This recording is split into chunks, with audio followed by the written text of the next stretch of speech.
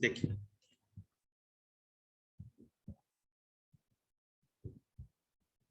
तो मैंने कल जहां तक आप लोग को पढ़ाया था उसके आगे बताएं।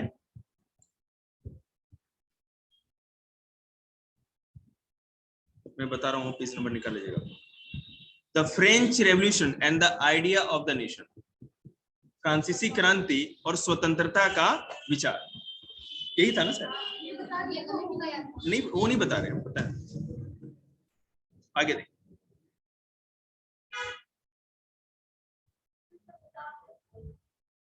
आगे चल रहे हैं, चिंता मत करो। नेपोलियन बोनापार्ट को मैंने पूरा अच्छी तरह से डिस्क्राइब किया था। नेपोलियन बोनापार्ट इस चैप्टर में बहुत इंपॉर्टेंट, याद रखिएगा, इससे रिलेटेड क्वेश्चन आएगा, मतलब आएगा। अब देखिए, the making of nationalism in Europe, बोलिए बेटा।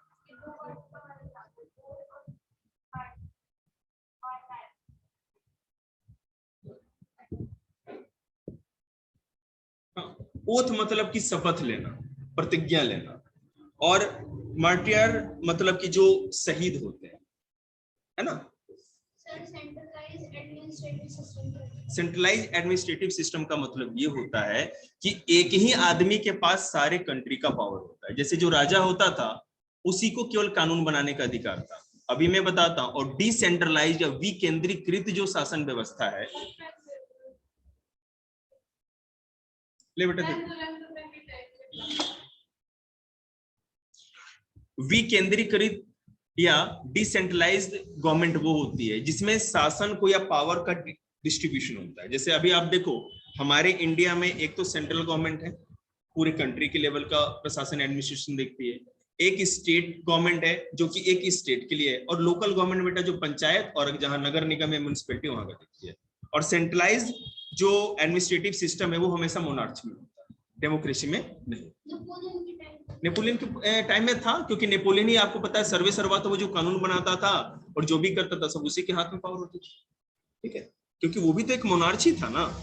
हाँ, बस ये था कि उसने डेमोक्रेसी और मोनार्च सिस्टम से उठ के कुछ काम किया था, कुछ रिफॉर्म्स किए थे जिससे कि जनता, क्या मध्य वर्ग। और आप लोगों को सुन के आश्चर्य होगा कि मैंने कभी इंग्लिश में कुछ पढ़ा ही नहीं, अपने पूरे लाइफ में इंग्लिश की कभी कोई बुक नहीं पढ़ी। हम लोग यूपीएससी हिंदी में था पूरा हमारा, ठीक है ना। लैंग्वेज होता है बेटा, 22 लैंग्वेजेस में से कोई भी लैंग्वेज चूज कर सकते हैं जो हमारे इंडियन कॉन्स्टिट्यूशन में जो मानी जाती है। आप तमिल में पूरा पेपर दे सकते हो, आप तेलुगु में दे सकते हो, आप आसामी लैंग्वेज में दे सकते हो, गोंड में, मैथिली में, किसी में नहीं, हरियाणवी इंक्लूड नहीं है।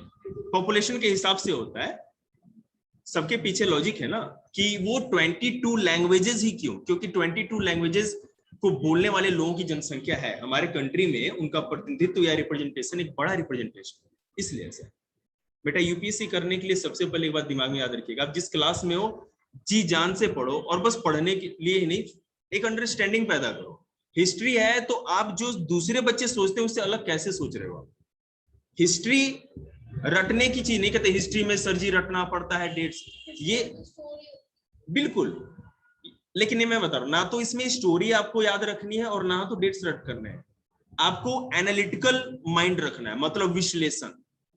नेपोलियन बोनापार्ट ने रिफॉर्म्स किए तो रिफॉर्म्स तो दुनिया रट रही है, आपको ये समझने की कोशिश करनी है, उसके पीछे थिंकिंग करनी है कि नेपोलियन ने ऐसा क्यों किया, नेपोलियन के ऐसा करने का क्या कारण था, कॉजेस, कॉन्सिक्वेंसेस, और उस कॉन्सिक्वेंसेस का एक लोकल इंपैक्ट और एक इंटरनेशनल इंपैक्ट और global impact.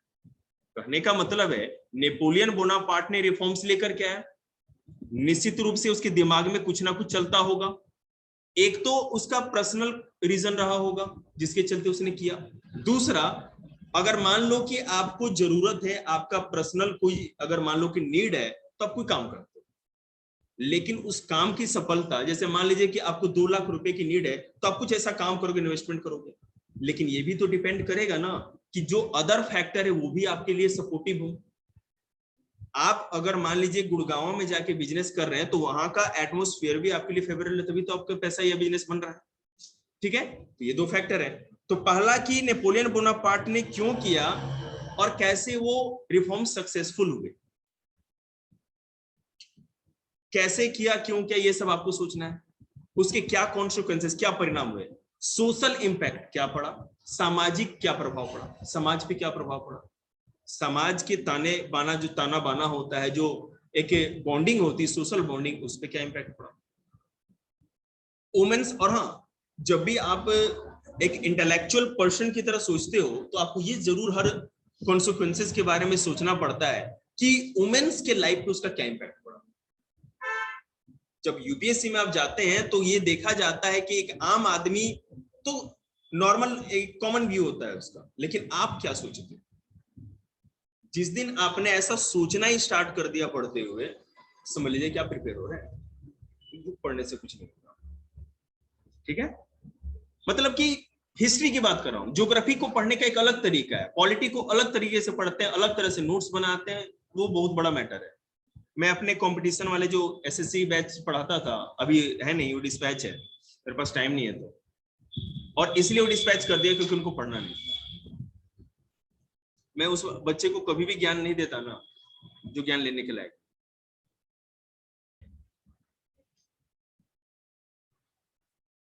The making of nationalism in Europe. देखिएगा, अगर हम जर्मनी की बात करें, इटली की बात करें, स्विट्जरलैंड की, देखिए what we know today as Germany, Italy and Switzerland were divided into kingdoms, duchies and cantons whose rulers and their autonomous territories.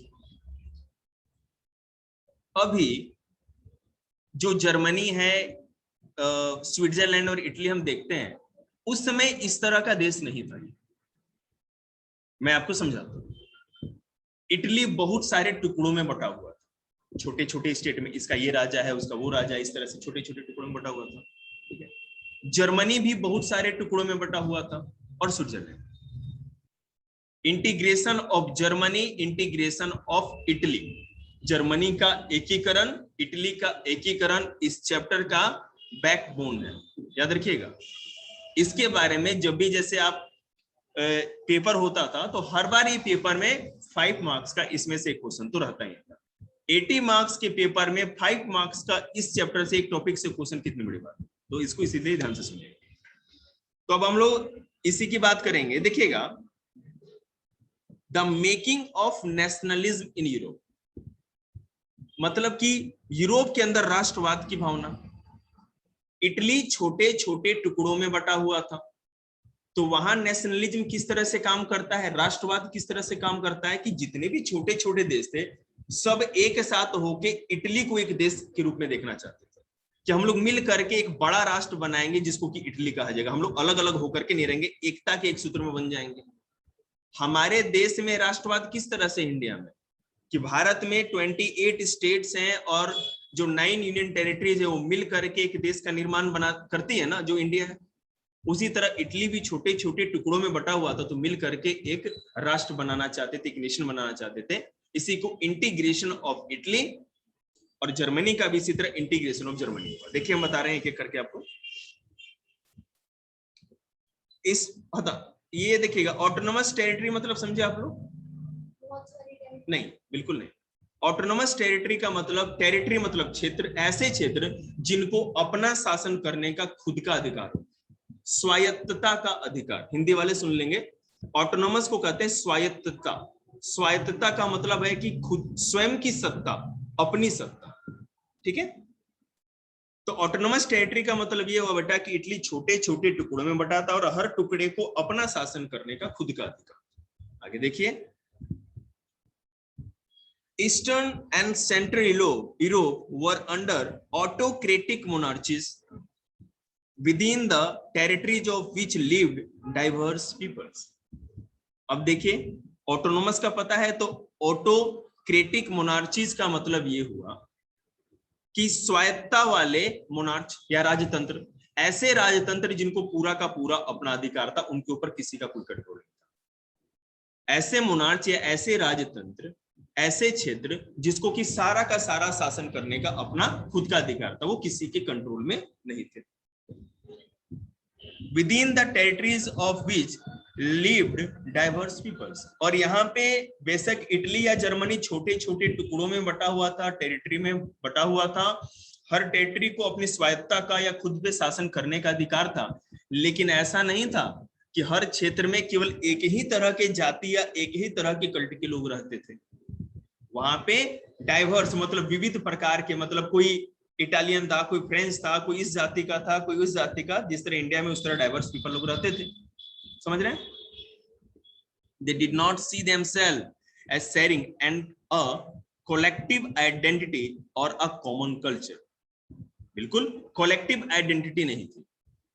अभी अगर यहाँ कोई बिहार का है, कोई पंजाब का है, कोई राजस्थान का है, तो हम अपनी आइडेंटिटी को इंडिया मानते हैं, इंडियन मानते हैं। इंडियन क्यों मानते हैं? क्योंकि हम अपने आप, हमारे अंदर नेशनलिज्म है, राष्ट्रवाद की भावना है। लेकिन उस समय जर्मनी और इटली जिन जिन टुकड़ों में बटा हुआ था, जो ऑटोक्रेटिक टेरिटरी में बटा हुआ था, वो अपने आप को किसी एक देश का नहीं मानते थे, ठीक है, और ना ही उनकी कोई कॉमन आइडेंटिटी थी। इसका मतलब क्या है? Separate identity. ये क्षेत्र अलग हो गया तो इसकी अपनी आइडेंटिटी है, इसकी अपनी आइडेंटिटी है। अगर यहाँ पे नेशनलिज्म को गायब कर दिया जाए तो बिहार का आदमी अपने आप को बिहारी कहेगा, राजस्थान का राजस्थानी कहेगा, पंजाब का पंजाबी कहेगा, इंडियन तो नहीं कहेगा। वही बात उस समय थी। समझ में आ रहा है? अब निश्चित रूप से हम लोग मटर पनीर और शाही पनीर अभी हिंदुस्तान में कोई भी खा सकता है। क्यों? ये तो पंजाब का था। मक्के की रोटी और सरसों का साग एक कल्चर है। जिस तरह पंजाबी लोग रहते हैं, खाते हैं, पीते हैं, वो कल्चर इसलिए सब जगह फैला है क्योंकि हम लोग जिस तरह से डाइवर्सिटी में रहते हैं तो डाइवर्स कल्चर को भी एक्सेप्ट करते हैं। ऐसा तो नहीं है ना कि अगर हम लोग मक्के की रोटी और सरसों का साग खा लेंगे तो क्या होगा कि कोई पाप हो जाएगा, और कोई रोक भी नहीं सकता। कल्चर एक्सेप्टेबल है और शौक से खाते हैं और वैरायटी है। अब सोचिए आप कि अगर तमिलनाडु का आदमी केवल इडली डोसा ही खाएगा, किसी भी तरह के कल्चर से उसका कोई भी मिक्सअप नहीं होगा, तो क्या फिर डाइवर्सिटी नहीं रहा ना, कोई चॉइस ही नहीं रही उसके पास। मध्याह्न भोजन, भोजन देखिए, तो यहां पर यही था कि इनके पास कोई कलेक्टिव आइडेंटिटी या सामूहिक पहचान नहीं थी। एक साथ मिलके ही नहीं कर सकते थे कि हम इटली के हैं, सब लोग अलग अलग थे। Often they even spoke different languages and belonged to different ethnic groups। ethnic groups मतलब नृजातीय समुदाय। जैसे मैं आपको बताता हूं, कुछ फ्रांसीसी थे, कुछ क्या कहते हैं उसमें चाइनीज लोग भी थे, कुछ मैंने बाहर के लोग थे, कुछ मध्य एशिया से आए हुए थे, मिडिल एशिया से आए हुए थे, कुछ अमेरिकन से, सर मिक्सअप थे। समझ रहे हैं? तो एक जाति के नहीं थे और अलग अलग लैंग्वेज भी बोलते थे। The Habsburg Empire that ruled over Austria Hungary, for example, was a patchwork of many different regions and peoples. It included the Alpine region, the Tyrol, Austria, and the Sudetenland, as well as Bohemia, where the aristocracy was predominantly German speaking. It also included, चिंता मत करो सारे word बताऊंगा आप लोग। It also included the Italian speaking province of Lombardy and Vienna, है ना? दिख ही नहीं रहा मेरे को। Venetia, yeah, Venetia कहेंगे उसको, T silent है। In Hungary, half of the population spoke Magyar, while the other half spoke a variety of dialects. In Galicia, the aristocracy spoke Polish. Besides these three dominant groups, there are also lived within the boundaries of the empire a mass of subject peasants, peoples, Bohemian and Slovaks to the north, Slovens in Carolina, क्या लिखा है?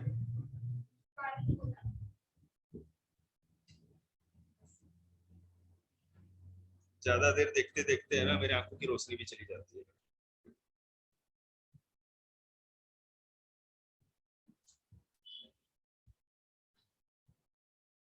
Carniola, Croats to the south and Rumans to the east in Transylvania. Such difference did not easily promote a sense of political unity. The only tie binding these diverse groups together was a common allegiance to the emperor. अब देखिए, मैं आपको एक एक करके इसके सारी चीजों को बताता हूँ।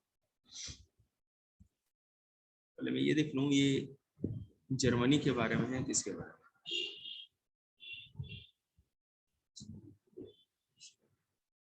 हाँ, ऑस्ट्रिया हंगरी के बारे में। ठीक, अभी देखो, यूरोप में ऑस्ट्रिया, हंगरी, स्विट्जरलैंड, ये सब अलग अलग कंट्री हैं, लेकिन उस समय यहाँ पर जो राज्य था, ठीक है, यहाँ पर जिस राजा का राज्य था और जिस एम्परर का, और जिसके अंडर में ये पूरी की पूरी सारे अलग अलग क्षेत्र होते थे, वो कौन था? Was a pathway Austria Hungary जो था, ये आपको दिख रहा होगा, द हैब्सबर्ग अंपायर, दिखा ना, अंडरलाइन कर लीजिए, पेन हो आप लोग के पास तो। द हैब्सबर्ग अंपायर जो था, इसी के अंडर में पूरा का पूरा इलाका आता था, ठीक है। अभी मेरे पास टाइम नहीं है, आप ऊपर मैप पे देखोगे तो आपको पता चलेगा, बुक लेके आया करिए आप लोग। ये जितने भी मैंने आपको नेम बताए हैं, मैप निकाल, जितने भी नेम बताए हैं ऊपर बेटा मैप में आपको सारे नाम दिख रहे होंगे, ठीक है। ये ऑस्ट्रियन अंपायर आपको दिख रहा होगा, बड़े ब्रॉड लाइन में लिखा ऑस्ट्रियन अंपायर, ठीक है। ये ऑस्ट्रियन अंपायर के अंडर ही ये सारे के सारे देश इसके अंदर कंबाइंड सब मिले हुए थे। तो हम नीचे आते हैं और बताते हैं आपको, एक सेकंड।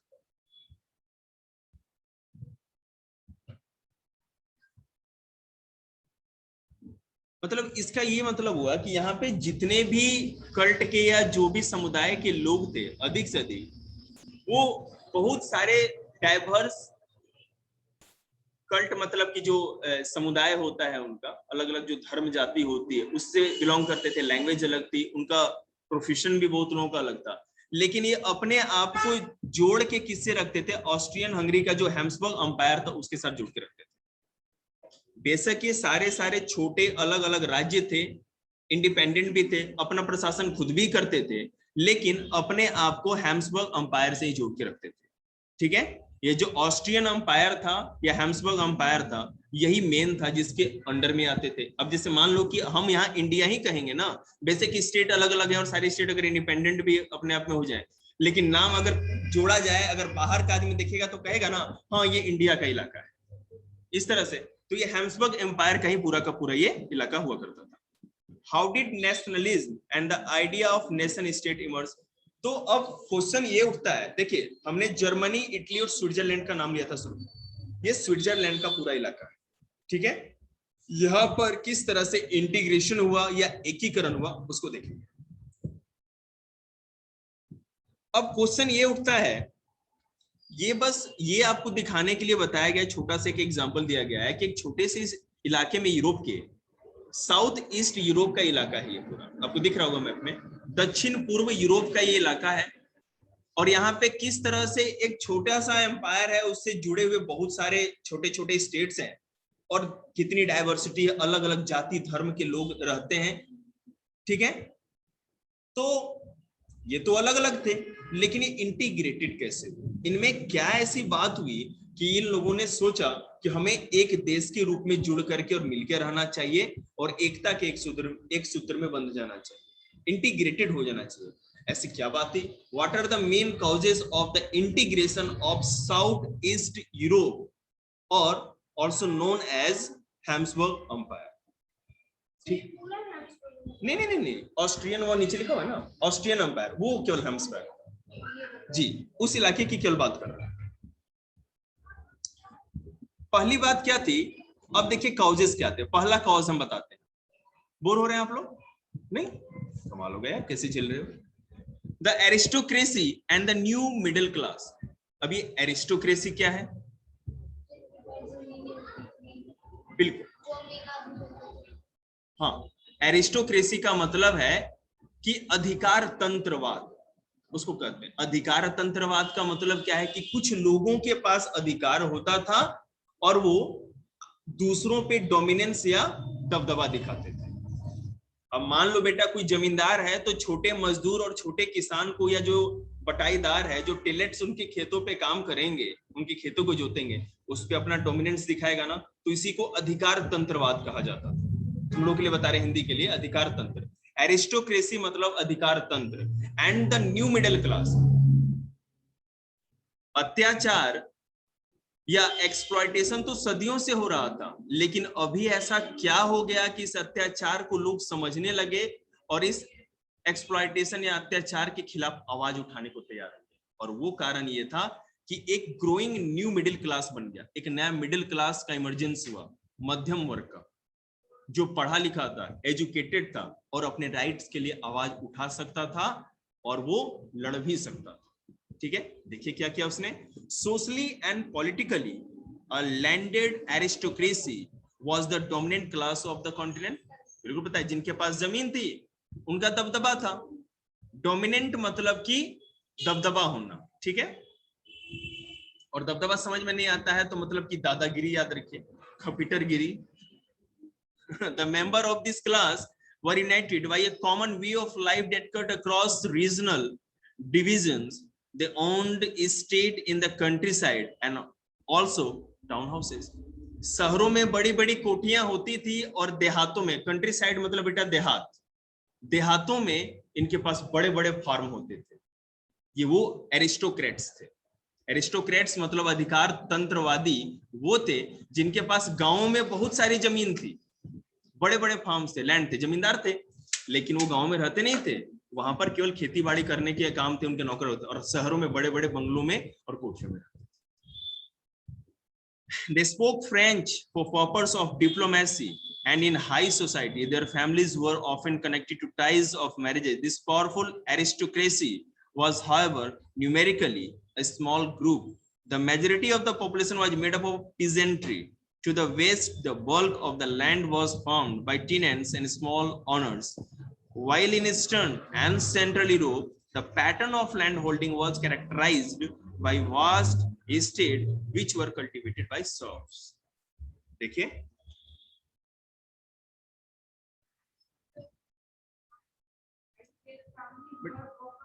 बेटा मैं तो अभी कुछ समझाया नहीं, मैं तो केवल एक एक वर्ड समझाऊंगा, चिंता नहीं, don't worry.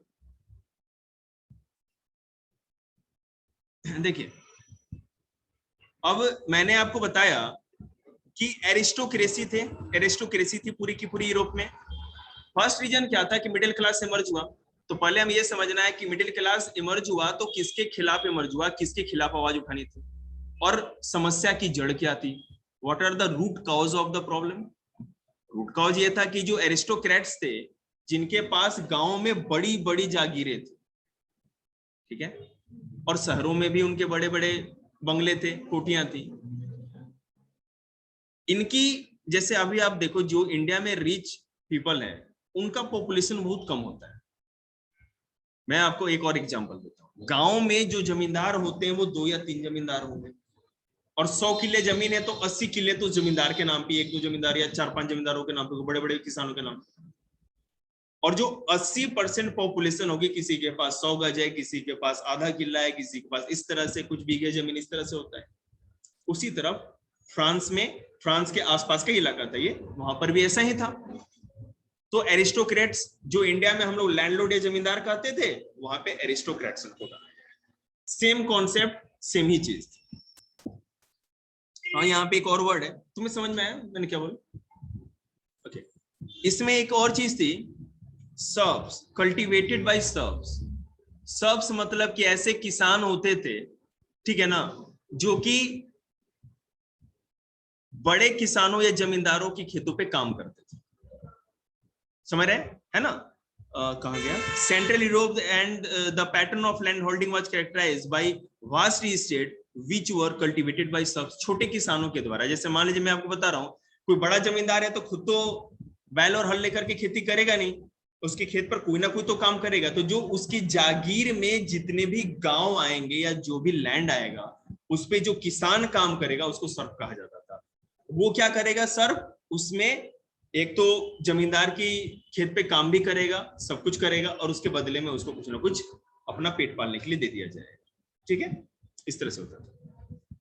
In western and parts of Central Europe, the growth of industrial production and trade meant the growth of town and the emergence of commercial classes whose existence was based on production for the market. ठीक है, अब अगर आप Europe के, पश्चिमी Europe की बात करें, निश्चित रूप से समझ लीजिएगा दुनिया में कहीं पर भी, वो यूरोप हो, इंडिया हो या एशिया हो, चाहे कहीं पर देख लो, सबसे अधिक जो कॉमर्स को लेकर के, फाइनेंशियल बेटा पूछा था ना आपने, फाइनेंशियल और, अभी मैं फाइनेंशियल और इकोनॉमिकल में क्या अंतर होता है।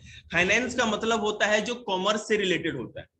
कॉमर्स मतलब विदेश व्यापार, और बिजनेस मतलब कि अपने आसपास का व्यापार होता है। कॉमर्स जो किया ही जाता है दूर किसी चीज को भेजने के लिए, ठीक है, तो उसी से रिलेटेड फाइनेंशियल होता है। और अगर मान लो आप अपना बिजनेस कोई रखते हो, क्या कहते हैं उसको, इंटरनल बिजनेस। इंटरनल बिजनेस का मतलब है कि अगर अपने देश या अपने क्षेत्र में छोटा सा बिजनेस है, तो उससे आपकी इकोनॉमिकल कंडीशन ठीक होगी, आर्थिक स्थिति अच्छी होगी। लेकिन कमर्शियल स्थिति तब अच्छी होगी जब कॉमर्स का मतलब है कि बड़ा व्यापार हो, विदेशों तक व्यापार हो। तो यहां पर मैं ये बता रहा हूं कि जो ईस्टर्न यूरोप था, वो सॉरी वेस्टर्न यूरोप, वो पूरा पूरा समुद्र के किनारे था। अटलांटिक ओशियन के, मैप निकाल के रखिए हमेशा, अटलांटिक ओशियन के जो साइड में जितने भी आपको कंट्री और कंट्री के हिस्से दिख रहे हैं मैप में, वेस्ट मतलब कि आपका लेफ्ट, सूरज, तो वहां पर ही सबसे अधिक, ये जो मैं लैंड होल्डिंग की बात कर रहा हूं, ये तो ईस्टर्न यूरोप में था। ये विदेश व्यापार नहीं कर सकते थे क्योंकि समुद्र के किनारे नहीं थे। तो यहाँ पर क्या था, जमींदारी, जागीरदारी और खेतीबाड़ी का काम होता था। लेकिन ईस्टर्न यूरोप में उन शहरों को ग्रोथ को ज्यादा विकसित कहा गया जहां ज्यादा से ज्यादा इंडस्ट्रियलाइजेशन हुआ, बड़े बड़े उद्योगों की स्थापना हुई, और चीजें इसलिए बनाई गई ताकि वो विदेशों को भेज करके बेची जा सके। ठीक है, ज्यादा हो गया क्या, इसको थोड़ा स्लो में छोटा करें, ठीक है। Industrialization began in England in the second half of the 18th century, but in the France and the part of German state it occurred only during the 19th century. सबसे पहले औद्योगिक क्रांति, जैसे आपने 9th में शायद पढ़ा हो या पता नहीं, I don't know, मुझे तो याद भी नहीं, 9th में पढ़ा है, 10th में पढ़ा है, 11th में, 12th में, सब हिस्ट्री पढ़ानी होती तो खिचड़ी से हो जाती है। लेकिन इंडस्ट्रियलाइजेशन पूरे दुनिया में औद्योगिक विकास सबसे पहले ब्रिटेन में हुआ, याद रखिएगा। इंडस्ट्रियल रेवोल्यूशन सबसे पहले ब्रिटेन में हुआ, उसकी 18th सेंचुरी में ही हो गया था। उसके बाद में जर्मनी और फ्रांस में, ये बाद में इंडस्ट्रियलाइजेशन, औद्योगिकरण या उद्योगों का विकास। ज्यादा से इंडस्ट्रियलाइजेशन मतलब क्या है, ज्यादा से ज्यादा इंडस्ट्री लगाएगी और ज्यादा से ज्यादा शहरों का विकास किया गया, लोग ज्यादा से ज्यादा इंडस्ट्री में ही इन्वॉल्व हो, सारे काम धाम को छोड़कर। सबसे पहले ब्रिटेन में दुनिया में हुआ, तो उससे पहले कहीं इंडस्ट्रियलाइजेशन नहीं हुआ। देखिएगा, in its wake, new social group came into being a working class population and middle classes made up of industrialists, businessmen, professionals. In Central and Eastern Europe, this group were smaller in number. Till late 19th century, it was among the educated liberal middle classes that ideas of national unity following the abolition of aristocratic privileges gained popularity. अब देखिए मैं आपको इसका मतलब समझाता हूं। जैसा कि मैंने आपको बताया कि वेस्टर्न यूरोप में, और आपको पता है यूरोप के वेस्ट में अटलांटिक ओशियन में एक आइलैंड कंट्री है ब्रिटेन, सबसे पहले इंडस्ट्रियल रेवोल्यूशन यहाँ, औद्योगिक क्रांति। वेस्टर्न कोस्ट से लगा हुआ ही जो जर्मनी है और फ्रांस, वो भी अटलांटिक ओशियन से तट पे ही होगा, आपको मैप पे दिखेगा। वहां पे बाद में इंडस्ट्रियल रेवोल्यूशन हुआ, औद्योगिक क्रांति हुई, ठीक है। तो पहले जो समाज था वो खेती बाड़ी का काम करता था, एग्रो बेस्ड इंडस्ट्री होती थी, कुछ खेती बाड़ी करना, उसको बेचना, लेना, जो भी ये सब करते थे। लेकिन इंडस्ट्रियल रेवोल्यूशन के बाद समाज का जो सोशल स्ट्रक्चर हमारा था, सामाजिक जो एक संरचना थी, उसमें परिवर्तन हुआ, उसमें चेंज आया। वो क्या, अब समाज में एक नया वर्ग सामने आया, वो था बिजनेसमैन, इंडस्ट्रियलिस्ट मतलब उद्योगपति हो गए या व्यापारी हो गए, और प्रोफेशनल्स। प्रोफेशनल्स कौन, जो मान लो लकड़ी का काम करता था, या कोई मैकेनिक था, या कोई टेक्नीशियन, बिल्कुल आर्टिशियंस, बिल्कुल सही कह रहे हैं। लेकिन यहाँ पे आर्टिशियन के साथ साथ याद रखिए टेक्नीशियन वर्ड ज्यादा अच्छा लगेगा। जो जितनी भी इंडस्ट्रियलाइजेशन हुई, इंडस्ट्री, नए नए इंडस्ट्री के डेवलप होने के लिए उन मशीनों का आविष्कार हुआ, मशीनों को ऑपरेट करने के लिए ऑपरेटर्स जो थे टेक्नीशियंस थे, ठीक है। तो इस तरह से समाज में नए नए वर्ग का विकास हुआ। अब समाज में वो वर्ग नहीं था, हमारे सोसाइटी में किसान और जमींदार का वर्ग नहीं था, अब ये नए नए लोग आए, और इन नए लोगों जब आए तो इन्होंने कहा कि जो जमींदार हैं या जो लैंडलॉर्ड हैं जिनके पास ज्यादा प्रॉपर्टी है, हम लोग उनके अंडर में क्यों रहे, उनके दबदबे को क्यों सहें और उनके डोमिनेंस को क्यों बर्दाश्त करें। ठीक है, जमींदार थे, उनकी खेती बाड़ी थी, उनके पास पैसे आते थे। अब खुद सोचो, मैं आपको बता, गांव में कोई बहुत बड़ा लैंडलॉर्ड हो, उसके पास ही प्रॉपर्टी है, और 100 फुटे रोड पे किसी ने अगर मान लो एक फैक्ट्री किसी बाहर के आदमी ने आके लगाई, चल गया थोड़ा बहुत, वो भी करोड़ रुपए का मालिक है। तो बेशक गांव का मजदूर किसान तो उसे दब जाएगा, लेकिन यहाँ का आदमी दबेगा क्यों? दबेगा भाई, हम भी आपके बराबर के हैं, हम भी उतना ही टैक्स गवर्नमेंट को देते हैं, हम भी सरकार का उतना ही हिस्सा है। तो पहले तो उस जमींदार या लैंडलॉर्ड के बराबरी में कोई था ही नहीं जो उसको चैलेंज करे, उसके पावर को, उसकी शक्ति को चुनौती देने वाला कोई था ही नहीं। लेकिन अब इंडस्ट्रियल रेवोल्यूशन या औद्योगिक क्रांति के बाद एक नया वर्ग बना जो बिजनेसमैन और इंडस्ट्रियलिस्ट लोगों का था, और जो उनकी पावर को चुनौती या चैलेंज कर सकता था। और इसी कारण से ये जो मिडिल क्लास जो था, मध्यम वर्ग, मिडिल क्लास ही लिखा है ना, या द न्यू मिडिल क्लास। ये कोई बच्चा हमारा पर्दा क्यों खींच रहा है? कोई बात नहीं, थोड़ी देर में चला जाएगा, उसे गेट खुलने वाला भी नहीं है। धरती नहीं है, मैंने देखी है, धरती रहता तो मैं यहाँ रहता, गेट पे रहता ना। और वैसे भी धरती तो मुहूर्त देखने गई है। तुम्हारा काम हो गया क्या? Okay, as you wish.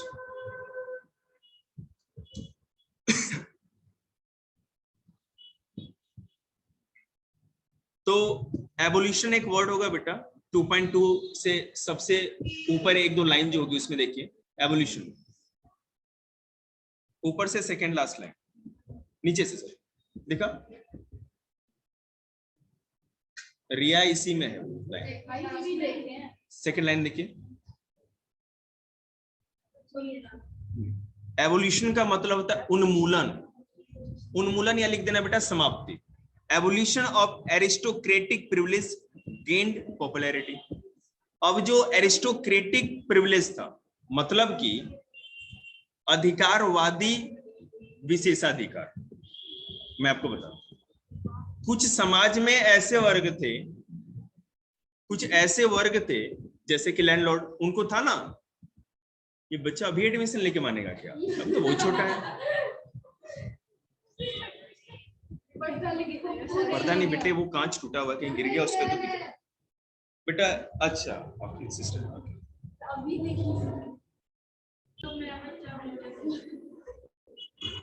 तो सड़क पे भी कोई बच्चा चलता है ना, तो मैं एक ही नजर से देखता हूँ ना कि कॉम्प्लान मम्मी कब इसको पिलाना स्टार्ट करता है कि बच्चा बड़ा हो जाए जल्दी। अब देख रहे हो ना, ये लोग है ना मेन मुद्दे पे बात नहीं करते। मैं किस मुद्दे, मेरा पर्पस क्या बोलने का, अरे मतलब कोई भी ऐसा टॉनिक पीजिए जिससे बच्चा बड़ा रहता तो बेटे कंझावले में फ्री में नहीं बंटवा देता।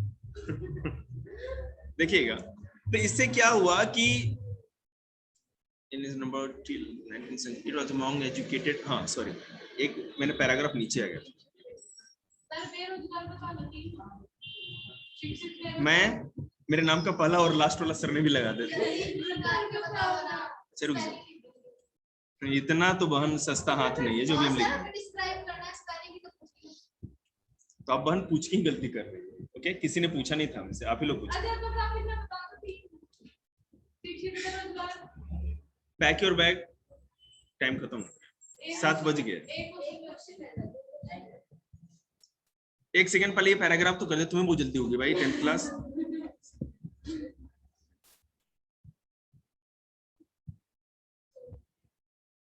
देखिएगा, in its wake new social group came into beings. मैंने जैसा कि बताया, वर्किंग क्लास पॉपुलेशन एक मिल गई जो कि लेबर का काम करती थी, फैक्ट्री में काम करती थी, and middle class is made up of industries, businessman, professionals in central and eastern Europe.